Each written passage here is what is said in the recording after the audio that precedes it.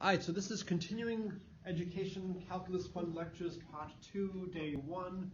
We are talking about differentiation of inverse functions. So these are functions f and g, such that f of g of x is x.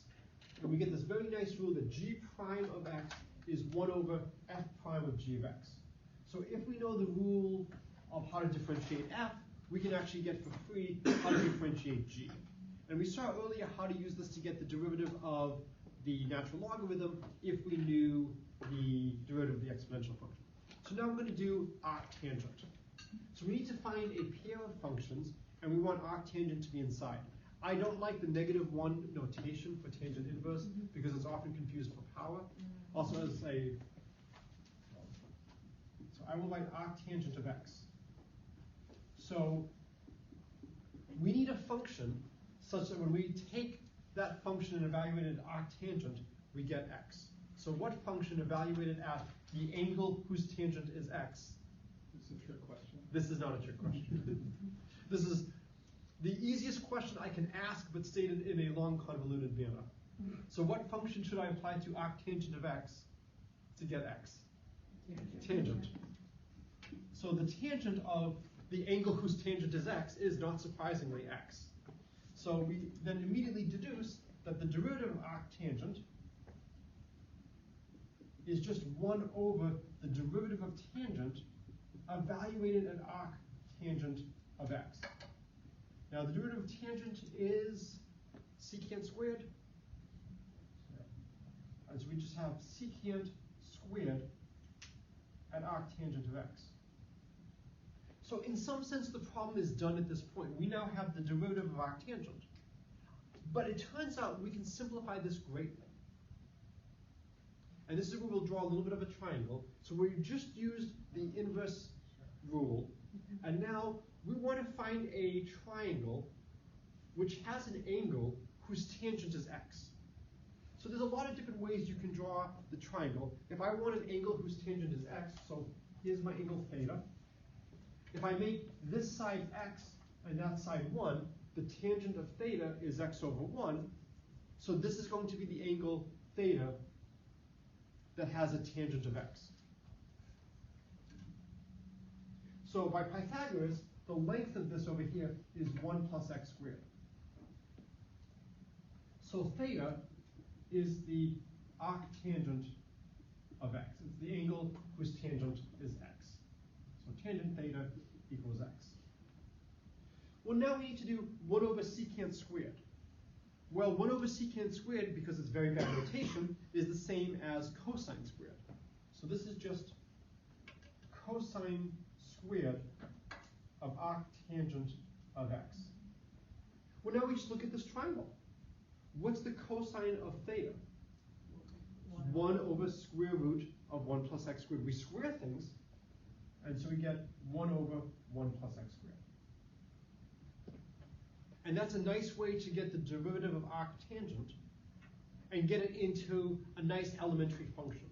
This is correct over here, but if you wanted to compute things, it would not be pleasant. And then later, since we have 15 hours, I'd love to talk about how to do fast computations. How do you do algebra well?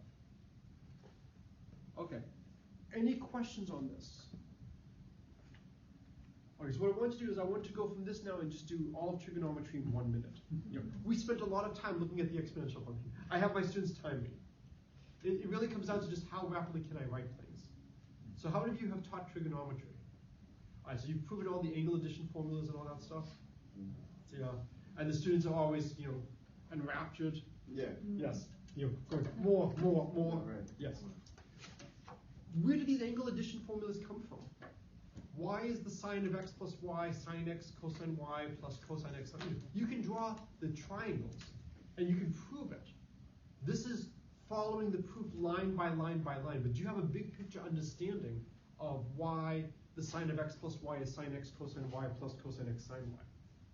So I'm curious, does anybody have an understanding of where this comes from? So it actually comes from our friend the exponential function, which we saw earlier today, and that e of x plus y is ex times ey. So what I want to do is a quick trick. So how many of you have done De Moivre's theorem, e to the I theta? Okay. So this is where calculus helps. So calculus and trig. So we'll do more on Taylor's series later. The cosine of x is 1 minus x squared over 2 factorial plus x to the 4th over 4 factorial minus x to the 6th over 6 factorial plus dot dot dot. Sine of x is x minus x cubed over 3 factorial plus x to the 5th over 5 factorial minus x to the 7th over 7 factorial plus dot dot dot dot dot. What's nice is they are alternating. Cosine takes all the evens, sine takes all the odds. We've seen a function that looks a lot like this. What function have we seen that looks like this? E to the x. E to the x is 1 plus x squared over 2 factorial plus x cubed over 3 factorial plus dot dot dot dot dot. Let's segregate and let's collect all the even powers and all the odd powers. So this is equal to 1 plus x squared over 2 factorial plus x to the 4th over 4 factorial plus dot dot dot plus x cubed over 3 factorial plus x to the 5th over 5 factorial plus dot dot dot. And you can do that because they're all positive terms? I can do it because the sum of the absolute values converges. And so whenever you see the infinity, you're absolutely right that you should be, making sure I'm honest. As long as the sum of the absolute values is finite, you can do stuff like this.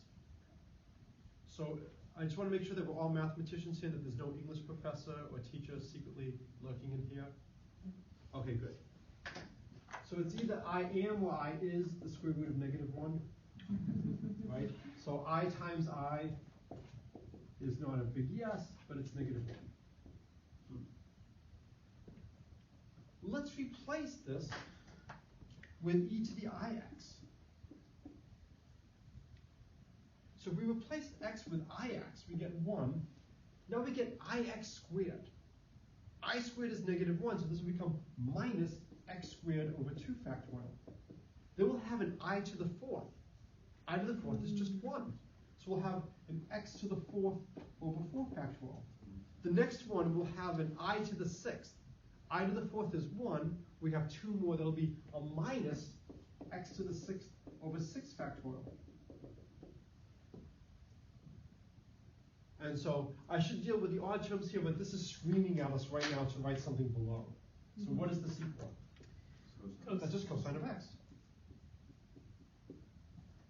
So now let's handle the odd terms.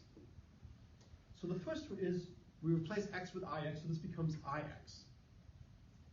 Then we're going to have an I cubed over 3. Then we'll have an I to the 5th. So notice we're always going to have an odd power of i's. So what I'm going to do for each term, I'm going to pull out one I. So it's going to be I. And now this term becomes just an x. The next term was I cubed. I cubed is minus I. We pulled out an I, so it's going to just be a minus x cubed over 3 factorial. The next term is an I to the 5th. I to the 4th is just 1. We're left with the one I that we pull out. X to the 5th over 5 factorial minus x to the 7th over 7 factorial. And if you want really bad jokes, the standard joke you make here is complex analysis is only fun until someone loses an eye. It's an old one. What is this over here? Sine. So you get cosine x plus I sine of x. And this is the e to the ix. So the formula you sometimes see is e to the I pi equals -1. And this is considered by many the most beautiful formula in mathematics. Definitely top 10, that's fine.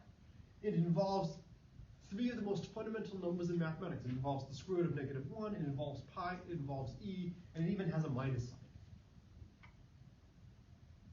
So if you agree that this is cosine, if you agree that this is sine, what's nice about the way we've defined e to the x is it turns out this series expansion makes sense for x that's not just a positive integer, not just a rational, not just a real. I can put a complex number.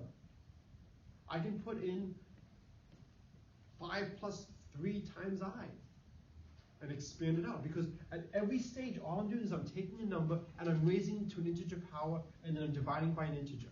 I can do operations like this. So this is another way to get sines and cosines. Why do we care? Well, the exponential function has a lot of nice properties. We proved with binomial theorem that e to the x, e to the y is e to the x plus y. It turns out that cosine and sine inherit properties from the exponential function, and this is where the trig relations come from. So what I'm going to do now is I'm going to prove all of trigonometry I think I said a minute? Yes. Okay.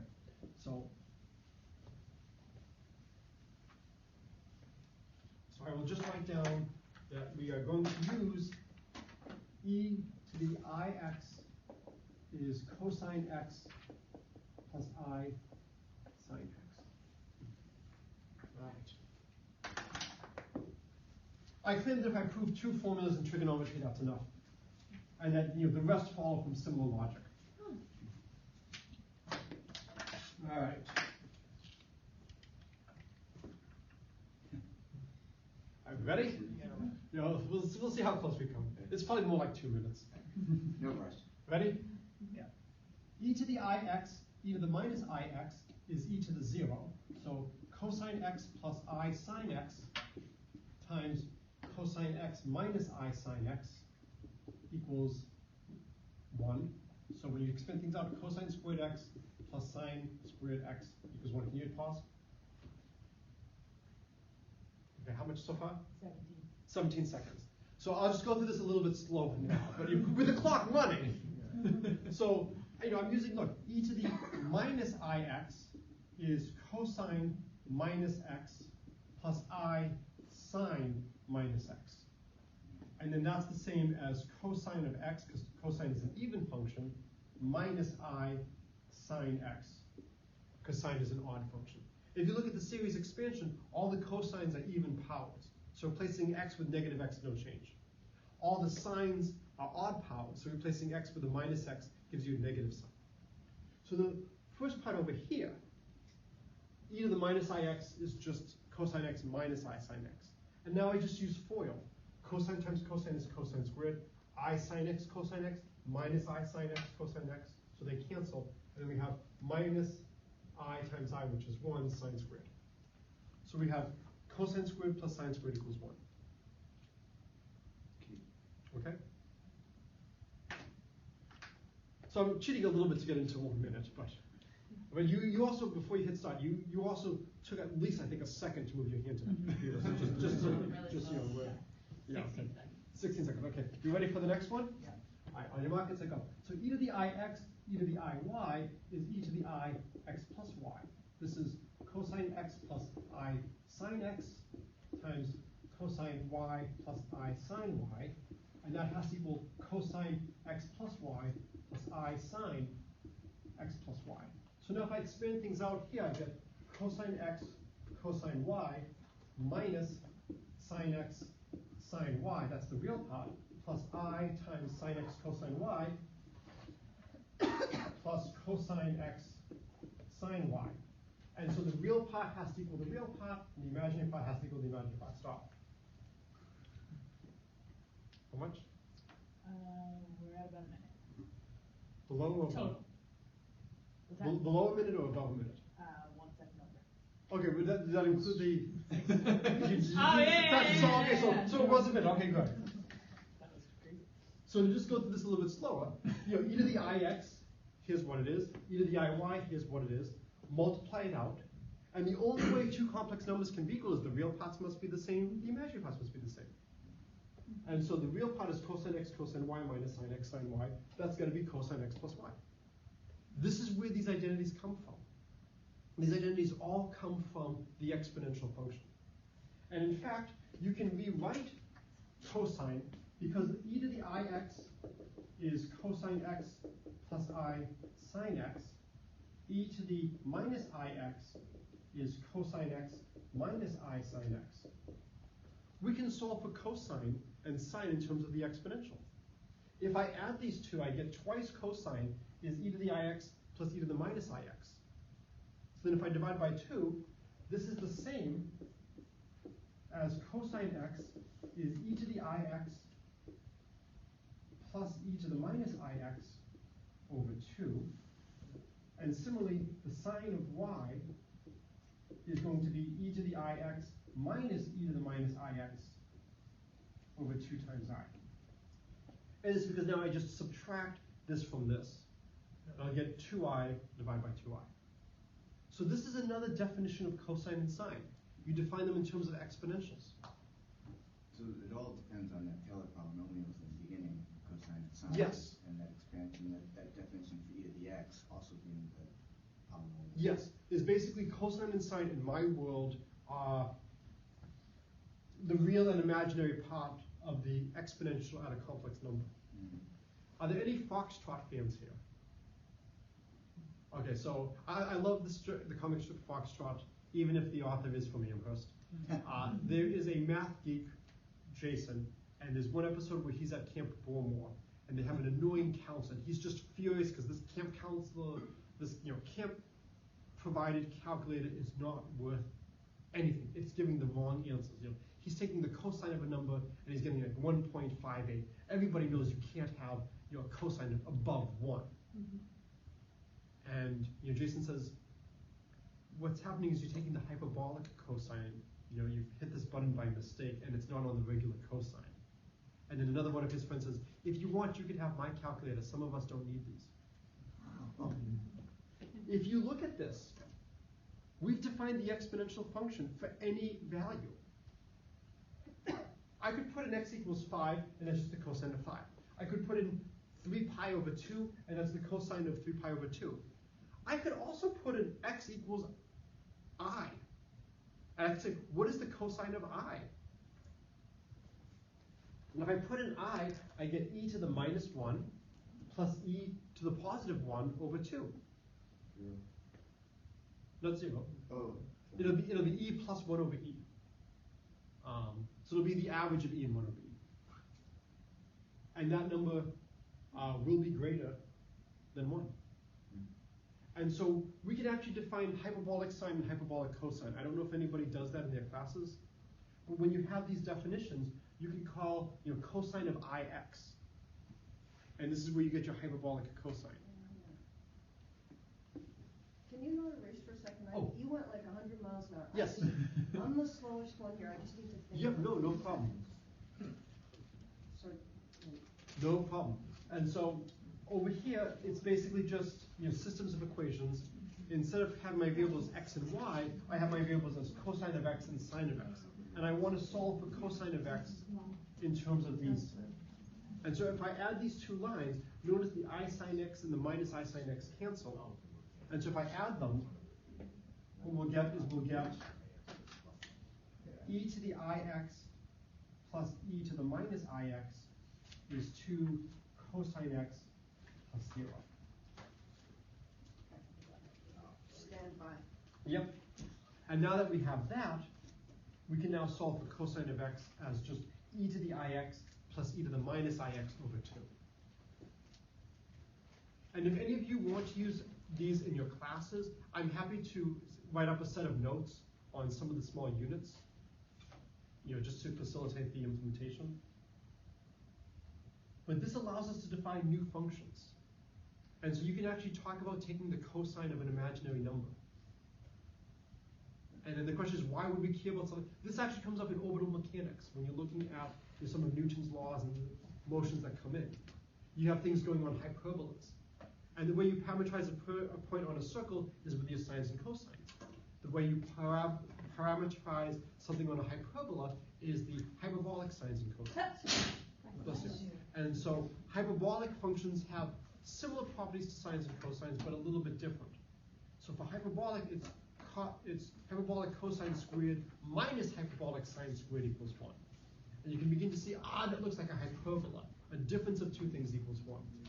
So there's a lot of stuff that can be done on this. part of what I want to do today, since we have 2 more meetings, is just throw a bunch of teasers out there, so that if something is interesting, you can shoot me an email. In case you don't have my email address, it's sjm1@williams.edu. I'm assuming that since Jill has emailed me numerous times, she has my email address. And so if you want to see more about hyperbolic stuff and orbital dynamics, that's definitely something we can talk about. Part of this is I just want to give you a sense of what's out there. So this is what's really lurking in the background for trig. So as long as we're here, I thought I would do one more thing with trig, and then I'll put the intermediate value theorem and the mean value theorem on hold so we can get to an application, because we haven't done applications in a while. But how many of you have proven the derivative of sine is cosine and the derivative of cosine is sine? Okay. So do you, mostly when you teach calculus, do you have your students just accept this as a fact? Just trying to make steps and tangents and trying to sketch a curve and tangent values and take it for intuition and call it a day. Okay. You can do it with a like a sector and a circle. Okay. And then you take limits. Use the squeeze down way down, take limits. Yep. So. Before you. Yep. Sorry, apologies to everybody, but I'm still. thank you. Well, this gives me a chance to get a few steps Yeah, in. yeah, walk around the room Yeah. while I think about that. I promised my daughter I would do 20,000 steps a day, and given that I have 4 or 5 hours of driving after this, So I want to ask about the black part. this part over here. Yeah. Well, this is what we proved earlier when we looked at the Taylor series. Yep. So this comes from the Taylor series. Yep, got This it. comes from replacing x with negative x. Got it. Okay. So now if I add these 2 lines. where does the red tie to the black? Oh, this? Yeah. Oh, this was just doing e to the ix times e to the iy is e to the ix plus y. Got This it. is proving the angle addition formula. Got it. So now we know cosine of x plus y. Yeah. So then was black, did you move on to something? yeah, else? that's why I switched colors. Black was something else. And you're Okay, saying I was that. just trying to make Yep, sure I'm yep, confused. yep, Fine. yep. So this is just saying, here's another way of defining cosine and sine. If you really want to have your students revolt, this is what we mean by the sine of x. This is what we mean by the cosine of x. Yeah, and that's just I can see hyperbolic. And sine now if you cosine. replace x with ix, you get hyperbolic sine and hyperbolic Yeah. cosine. So, sorry. No. It's just that, when we teach trigonometry, starting with the definition of cosine and sine and the ratio of the sides, Right. it's very real. Yes. and Whereas this. Yeah. So the connection between the two is that if you draw the unit circle,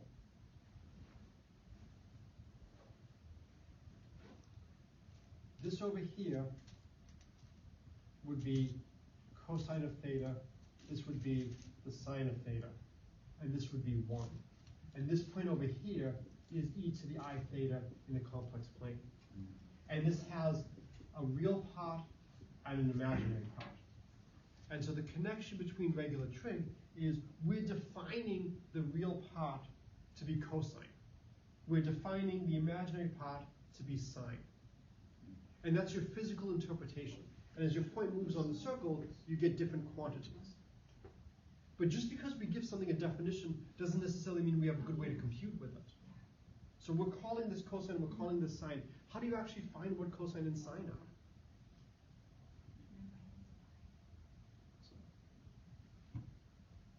Sine Y and black. Oh, the. Oh, that's okay. Actually, Should that be X? Oh, this should be y. This should be y. That's right. Sorry. Oh no, I'm sorry. This should be an x over here. Sorry. That should be an x, and this should be x's. Yes. I'm just making No, sure. you're keeping me honest. Because what do I know? I gotta go think about all these things you've been Right. saying. No, I promise no more than 3% errors. Right. Plus or minus 1. Plus minus 99%. Always have good error bars. Yeah. Okay. So I thought I would do an application of the angle addition formulas for differentiation in calculus, and then we'll do our first example of what does the derivative mean, what's an application of this, and it'll lead to some good fun mathematics. Okay, so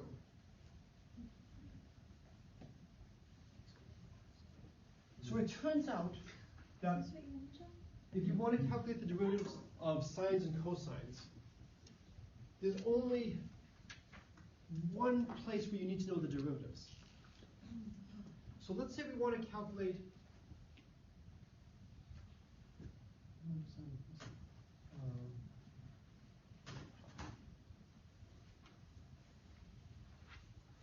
what is that? So let's say I want to take the derivative of sine of x. This is the limit as h goes to 0 of sine of x plus h minus the sine of x over h. Right? So this will give me a great opportunity to do nothing. So the first thing we do is we use our formula for the sine of x plus h. So that's going to be the sine of x cosine of h plus the cosine of x sine of h minus the sine of x all over h. All right? Well, now what we want to do is we want to group things. So when you're looking at this, of the three terms, are there any terms that naturally scream they want to be together? Yeah, the two sine terms. So I can write this as the limit as h goes to 0 of the sine of x times the cosine of h minus 1 over h plus the cosine of x, the sine of h over h. And now we can say the limit of a sum is the sum of the limits. The limit of a product is the product of the limits. This has no h dependence. So this is sine of x times the limit as h goes to 0. Now, I love doing nothing. Does anybody know how I should write 1?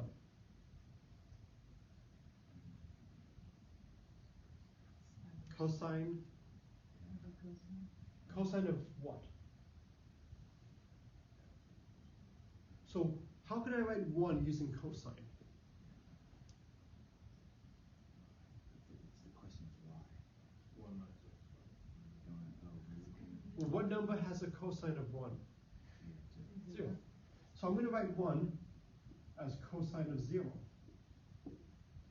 How can I rewrite cosine of h? I can write that as cosine of 0 plus h. If I write it like this, what is this equal to? It's the derivative of cosine at 0. Huh.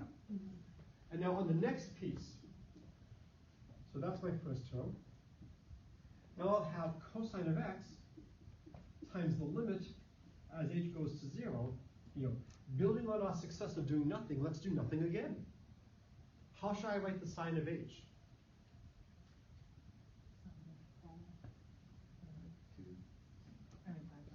Well, I wrote cosine of h here as cosine of 0 plus h.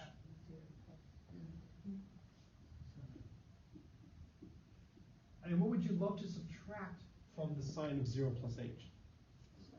Sine of 0. Can you subtract the sine of 0? Sure. Yes, because it's 0. Already 0. And so now what we see is, see, that's what you always want to hear as a professor. So you get sine prime of x is sine of x times cosine prime at 0 plus cosine of x times sine prime of 0. So by using the angle addition formula, if we know cosine prime of 0 and sine prime of 0, we know the derivatives everywhere. I haven't calculated the derivative of cosine, but you do it in a very similar manner. It all comes down to these two derivatives. At the end of the day, we want to show the derivative of sine is cosine and the derivative of cosine is minus sine. The way I always tell my students to remember this is you have to remember where to put a minus sign, and that goes to minus sine. So that's how I remember where the derivative is. So the derivative of cosine is minus sine. So cosine prime of 0. We need to know what that is. Yes.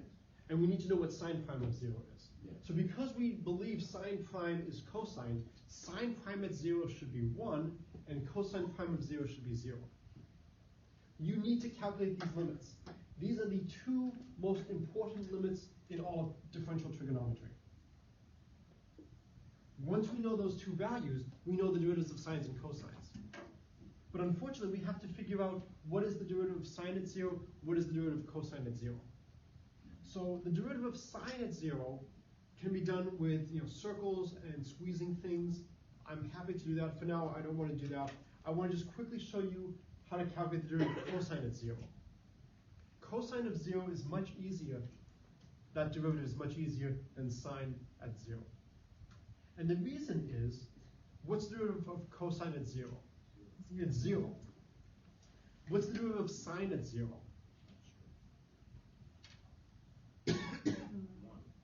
It's 1 if you use radians. It's not 1 if you use degrees. This is one of the reasons why we like radians. Because if you think about things, if I draw a triangle, so here is, say, a very small angle h, and I want to look at the limit as h goes to 0 of the sine of h over h. If I change the units for h, do I change the value of sine of h?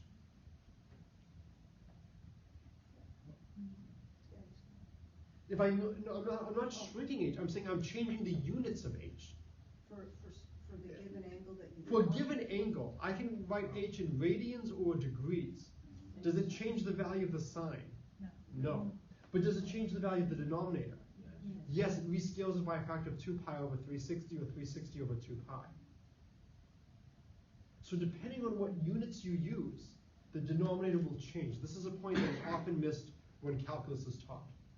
That the derivative of sine is only cosine in radians. If you use degrees, it's off.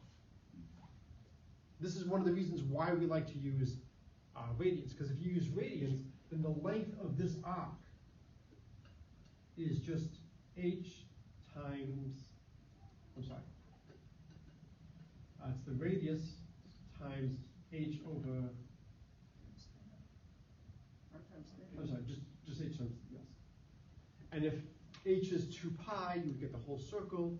If h is, half of the circle, you would get 2 pi over 2, you would get just pi.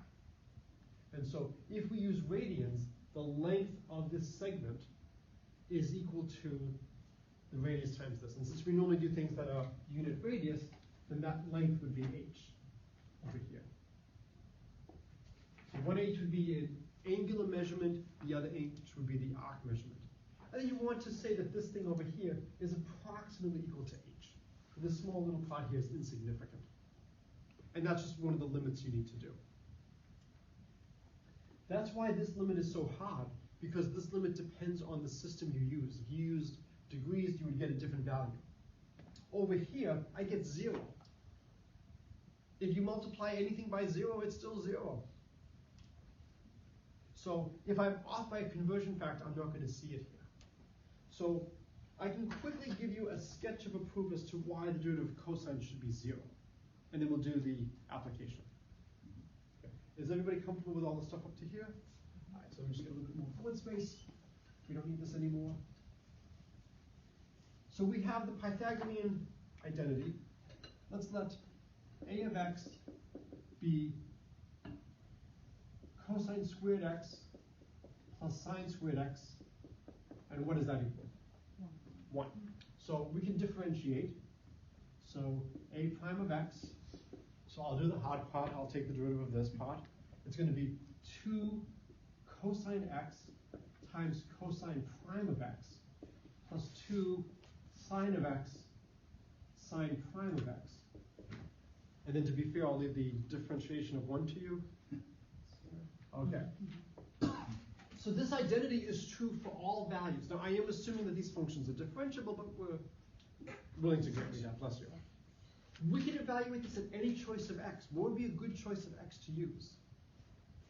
0. We're trying to understand what's going on. So we get a prime of 0, which is just 0, is 2 cosine 0 cosine prime of 0 plus 2 sine of 0 sine prime of 0. And what's the sine of 0? 0. So this term drops out. What's the cosine of 0? So we get 0 equals 2 cosine prime of 0. Therefore, cosine prime of 0 is 0.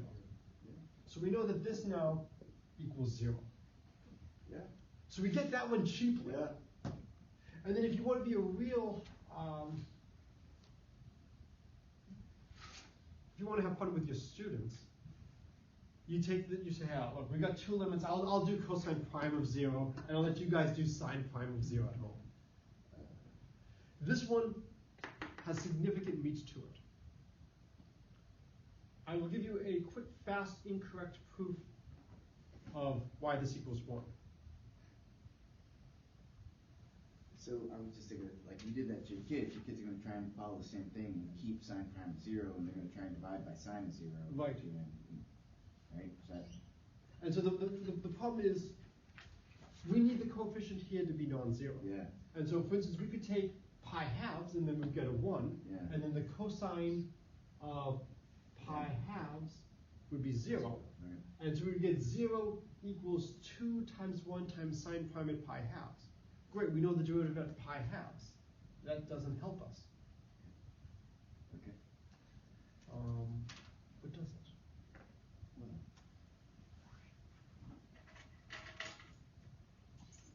No, it doesn't. Because if we then use this formula, if we put in x equals pi halves, we have a cosine of pi halves, which is 0. So we can't use that to solve for sine prime of 0. We need to know what's going on at one point. And since we don't have what's going on at any points, we're in trouble. So I will give you the false proof of that this limit is equal to 1. Okay? So we need to calculate the limit as h goes to 0 of sine of h over h. What does the numerator go to as h goes to 0? 0. And what does the denominator go to as h goes to 0? So how do we take a limit of 0 over 0? What do we use? L'Hopital's rule. What's the derivative of sine? We don't know, and that's where you can get students. Yeah. You know, we don't know that the derivative of sine is cosine. If we did, then we would be fine, and then we would have 1. But we don't know this yet. We actually need that limit to show that the derivative of sine is cosine. Okay, so this finishes differential trig. So it's time to do an application. I do not think there's enough people here to do this properly. What's your typical class size? 21. 21's large enough so that you would have at least a 50-50 chance. How have you heard of the birthday paradox or the birthday problem? Yeah. Okay, so it's how many people do you need to have in a room before you have at least a 50% chance that at least 2 share a birthday? 23. Well, 21, 22. And so the question is, how do you find the answer? How do you find the answer quickly? What happens if you move to Pluto? And now you have a year that's 90,000 days. How many people would you need? There's also the opportunity of talking about mathematical assumptions. My wife is an identical twin.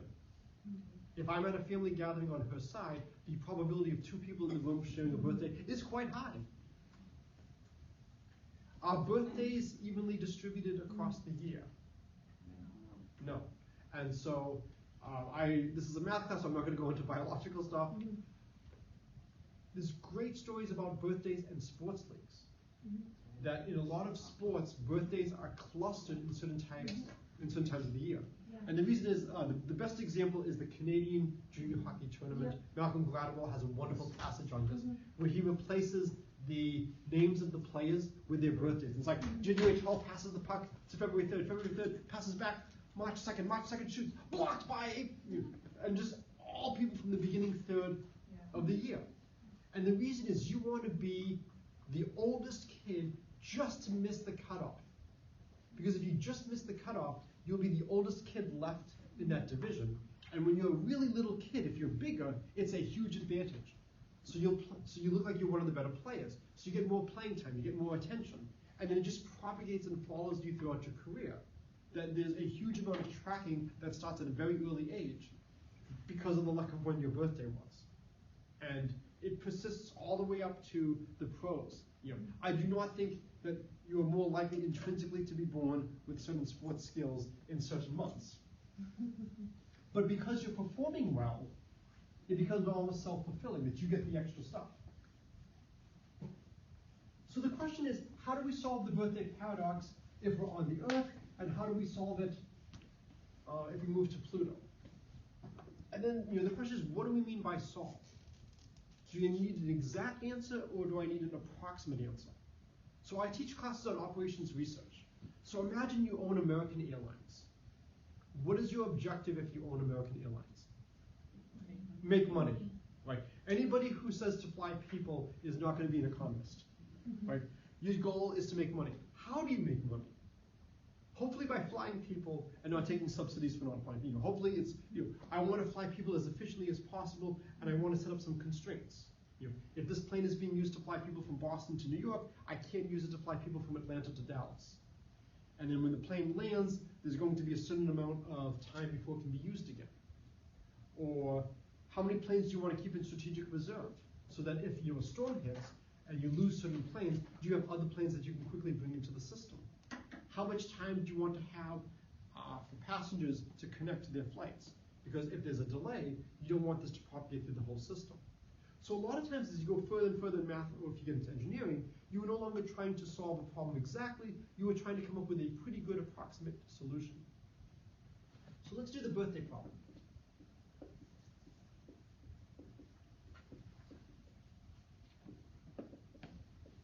Want at least a 50% chance to share a birthday. I'm just trying to leave as much space as possible. So a lot of times it's easier to solve the opposite problem and then subtract. So you want to find what's the probability that no one has, and then do 1 minus that. So do probability no two share a birthday. And let's start calculating. When you have one person, what's the probability that in a group of 1 people, no 2 people have the same birthday? 1. How should I write 1? 365 over 365, excellent. So you are using a special deal that I have with Williams College. I've talked to admissions. They will not admit anybody who was born on February 29th unless they promise not to take probability with it. Because if you have people born on March 29th, it really screws things up. There's a better way of writing 1 than 365 over 365. You're really close. No, I don't want to get into that. No. We've already said, people who, you are allowed to discriminate based on day of birth. It is not a protected category. There's so few things we have left. 365, choose 1. Not 365, just 365 minus 1. Minus 0. That's the probability if you have 1 person in the room that no 2 people share a birthday. Now the second person walks in. This is a chance for you to get some more steps. So the second person walks in. What is the probability that the second person does not share a birthday with the first person? 364, but I'm going to write 364 as 365 minus 1 over 365. Now the next person walks in. What's the probability that the next person, when they walk in, does not share a birthday with the first 2? 365 minus 2. 365 minus 2 over 365. And we go all the way down to 365 minus n minus 1 over 365. So this is n people. So this would be the probability if we have n people that no 2 share a birthday. If you want, you can write this as 365 factorial divided by 365 minus n factorial times 365 to the n. And if you try to calculate this on your calculator, you will have overflow errors for reasonable values of n. It will not be able to calculate 365 factorial. So if anybody has a calculator here right now, try putting in 365 factorial and it will explode. Okay? So we can't do the calculation like this. We have to do it piece by piece like this. The other thing, of course, is we want to see what's going on as a function of n. Okay? So I'm just curious. I'm pretty sure your calculator will blow up, but I'm curious. Normally around 80 is enough to kill most calculators, definitely by 100. So do you have an overflow error or do you have a really good calculator? No, I do. I just overflow. Overflow, yeah. So we can't even calculate the numerator. Okay, so we need a better way. I'm going to do everything on Earth. That's where most of us spend our days. You can, of course, just do a search and replace 365 with whatever you want. And I'll do a search and replace later. I can write this as it's a product. M goes from 0 to n minus 1 of 1 minus m over 365. So has everybody seen product notation? No, I was about to ask you that. Okay. That answers that question. Yeah. So sum notation. So the sum, m goes from 0 to 5 of am. This means a0 plus a1 plus a2 plus a3 plus a4 plus a5. If I do the product, so this means this is the pi for product. M goes from 0 to 5 of am. This means a0 times a1 times a2 times a3 times a4 times a5. It's a nice, convenient, compact way to write things. And what I'm doing here is, look, 365 over 365, 365 over 365, they're all 365s over 365s. Those are always 1 minus 0 over 365, minus 1 over 365, minus 2 over 365. So this is just a nice, concise way to write this. Okay. So, how many of you know of Pavlov's conditioning experiments? Yeah. Okay. I do that with my students. So my students have been conditioned. Grades are a wonderful motivator. Whenever my students see a product, they know what to do.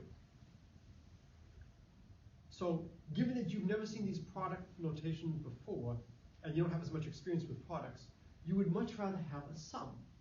Do you know any way to get from a product to a sum? Take the log. So I try to tell my students, unless you are going into an elementary school and trying to help somebody learn their multiplication table, whenever you see products in mathematics, take logarithms. Because logarithms convert products to sums, we can understand sums. So we want to understand this. So there's a lot of great math behind this. What do we want this to equal? We want to do 0.5. So let's call it 1/2. And I'll do approximately just to be. So let's take the log of both sides. We get the log of 1/2. And now the log of a product is the sum of the logs. So this now becomes the sum, m goes from 0 to n minus 1, of the log of 1 minus m over 365. And one of the questions Jill has peppered me with is, Taylor series expansions. Why do we care about error terms? Why do we care about approximations? How many of you are really comfortable with the logarithm function and are overjoyed at seeing the prospect of summing logs of various arguments? If you had to choose a function, what function would you choose? I want you to evaluate f at a lot of different points. What function would you like to evaluate? What kind of function would you like f to be? Linear. Right? I have smart-ass students who would go 0. Okay, well, if your function is identically 0, we're not really going to be able to do anything. Give me at least something.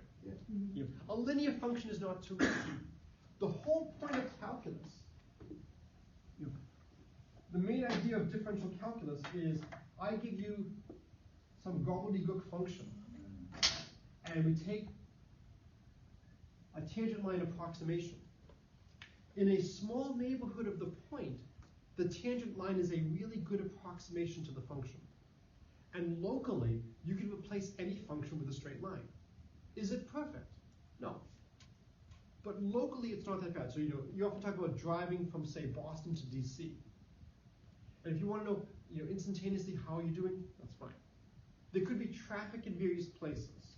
You might realize you forgot something and go back home and change your distance. Locally, your speed is going to be determined just from what's going on there. You could do better.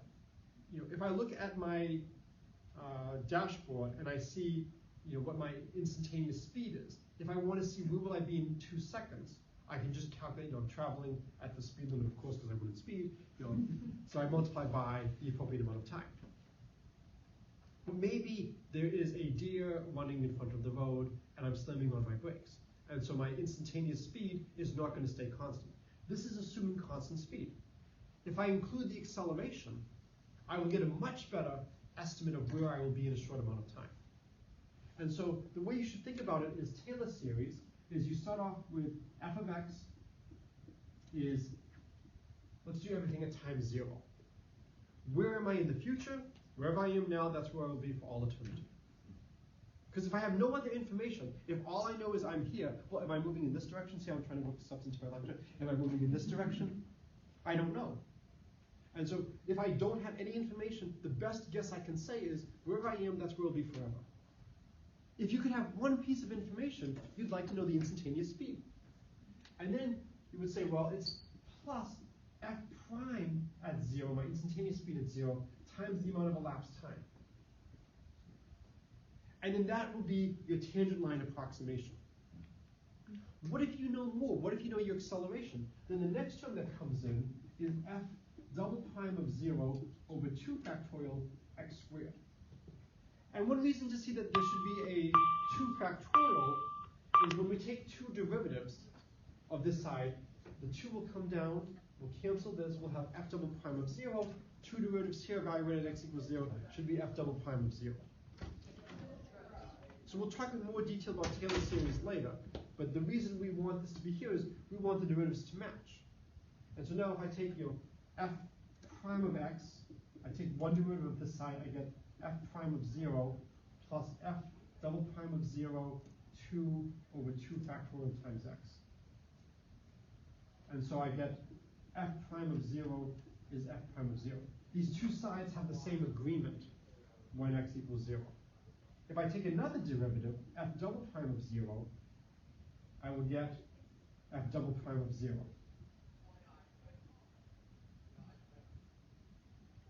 So the more derivatives I include, the better approximation I'll get. It's just clearing your notation. Is it f prime of double prime of x or f double prime? Oh, sorry, this should be you're right, sorry. This should be f double prime of x, thank you. And then setting x equals 0 will give us your f double prime of 0 going with f double prime of 0. So these two functions have the same value at 0. They have the same derivative at 0. They have the same second derivative at 0, but they may have different third derivatives. So this may not be a perfect approximation to our function, but the error should be small. And the more terms we take in the Taylor series, the better approximation it should give. So the whole idea is I want to take this very painful function and I want to replace it with a function that's much easier to work with. So log of 1 minus. What's the log of 1? 0. So hopefully this is going to be a number that's really close to 0. And the idea is there shouldn't be that much variation. Do we think we need a lot of people before we have 2 people that have the same birthday? So It seems like you would, right? So could be. So I mean, somebody give me an upper bound on how many people we need. It can be a bad upper bound. 366. 366. That is a very good bad bound, right? This is the pigeonhole principle. If you have 366 people and only 365 days for birthdays, two of them have to have the same birthday. So clearly, no matter how birthdays are distributed, you have a 100% chance with 366 people. With 365 people, must you have two people sharing a birthday? No. It would be extremely unlikely to go as far as that. If you had about 180 people,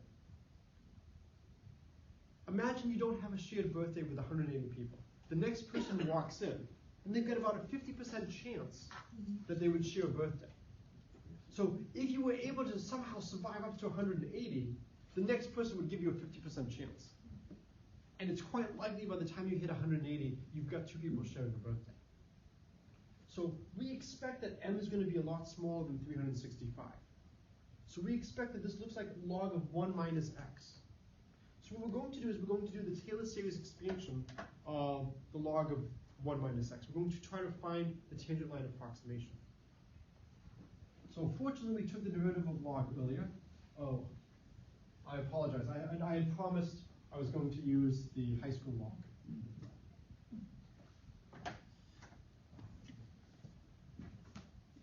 Okay.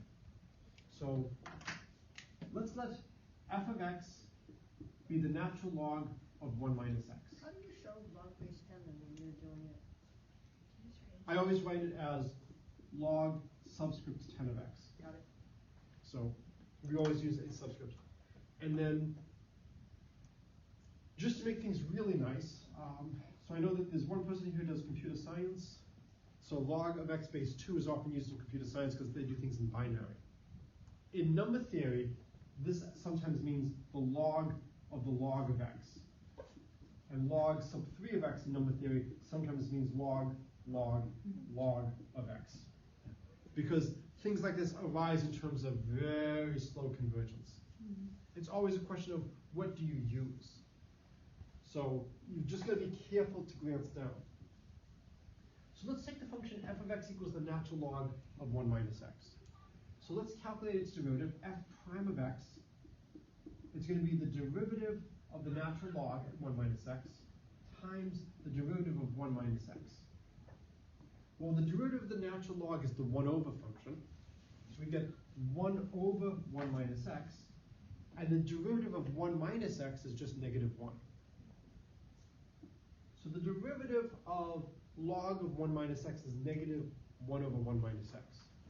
So if we calculate f of 0, we get f of 0 is the natural log of 1, which is 0. We have f prime of 0 is equal to negative 1 over 1 minus 0 is negative 1. So we get the natural log of 1 minus x is approximately negative x. That's the best linear approximation to the log. The next term would be of size x squared. So if you think of x as about 1/10, then the x squared would be of size 100. It'd be significantly smaller. So the analysis I'm going to do for the birthday problem, I'm only going to do the main term. What you could do is you could just keep doing these multiplications until you hit half. But if you move to Pluto and have 90,000 birthdays, you could do this an enormous number of times. The other thing is you'd like to get a sense of what's the independence. If I change the number of days, how do I think the answer depends on the number of days? So people are saying that with 365 days, you need about 22 people. What do you think the answer would be with 90,000? We don't know, here's the plot. Number of people, days in the year. We have one data point, right? Even economists use more than one data point to determine a straight line. I'm sorry? No, I'm just repeat what you said. So we can approximate this and say, the natural log of a half is approximately the sum, m goes from 0 to n minus 1, of the log of 1 minus x, it's about negative x, so it's approximately negative m over 365.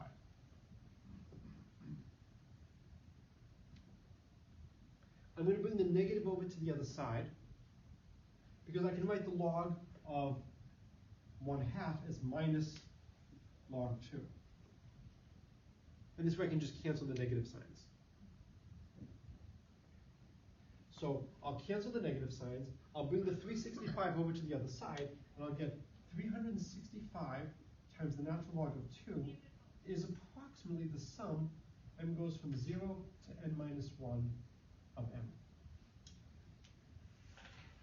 So we can bring the 365 over because it doesn't depend on m. It doesn't depend on m. Everything is being divided by the same amount, so I can just bring it over. Right. Or multiply both sides by 365, and then bring the 365 inside the sum. Yep. So we need to evaluate the sum. M goes from 0 to n minus 1 of m. So there's a famous story that Gauss, one of the top 5 mathematicians, was in school. He's normally said to be about 5 years old when this happened. And now that I've taught for years, I believe the teacher was just having one of those days and just wanted to shut the brats up and just gave them, just add the numbers from 1 to 100, and just wanted some peace and quiet. And then a few seconds later, Gauss says 5,050. And so later, we'll talk a little bit about how you evaluate more general sums. What if I have the sum of m squared, m cubed, m to the 4th? And how can you actually use some statistics to try to figure out what this is? But there's a really nice trick. So let's say we want to go 1 plus 2 plus 3 plus all the way up to some number big N. We'll call this sum S, because I have no originality. If I write the sum backwards, is it the same number? Ah, excellent. Yes, it's finite. I can write it backwards. And now if I add, well, this side is easy. S plus S is just twice S. And this side, 1 plus n is n plus 1. 2 plus n minus 1 is n plus 1. Dot, dot, dot, dot, dot. N plus 1 is n plus 1. So as we add, every single one is an n plus 1. How many n plus 1s do we have? Yes. N of them. So we get 2s is equal to n times n plus 1, or our sum is equal to n plus 1 over 2. So that's the formula for summing the first n integers. So here, we're summing up to n minus 1, so this should be n minus 1 times n over 2. So now I have a quadratic equation to solve. How do we solve a quadratic equation? Quadratic formula, right? I could do the quadratic formula, I don't want to. What I'm going to do is, I've already made a bunch of approximations. I'm going to make my life a little bit easier. N minus 1 times n, it's like n minus a half squared. This is going to just save me using the, if I expand this out, I'll get n squared minus n plus a quarter. This is n squared minus n. It's not a bad approximation. So now I have n minus a half squared over 2 equals 365. I bring the 2 over to this side. So I'll get 2 times 365 times the natural log of 2. Okay? I'm going to bring the 2 inside the natural log and have the natural log of 4. Okay? Is everybody happy? I'm just going to move the 2 over here and bring it inside. I want to keep the 365 separate because at the end of the day, I want to do a search and replace to, instead of having 365 days, what if I had D days? So I get n minus a half squared is approximately equal to 365 times the natural log of 4. So n is approximately equal to 1/2 plus the square root of 365 natural log of 4. So if somebody has a calculator, you can compute this right now, and this should come out very close to the correct answer. I think it's like 22.9 or something like that. So even that red approximation is only 8 greater than the blue, right? N minus a half squared is n squared minus n plus a quarter, so it's just a quarter over 2. Right, so if you take that, the quarter over 2, 1/8. and incorporate that over here, a quarter over 2 is insignificant Yeah. next to the 365 log 2. Okay. Did you get the answer? Yeah, sorry, I'm having trouble because this is like in the middle of my view. Oh, I'm sorry. So I keep having to go like this, so it takes me a long time Oh, to no write these problem. down. But it's 22.994. Yeah, I thought it was 20.9. So this is about 22.994.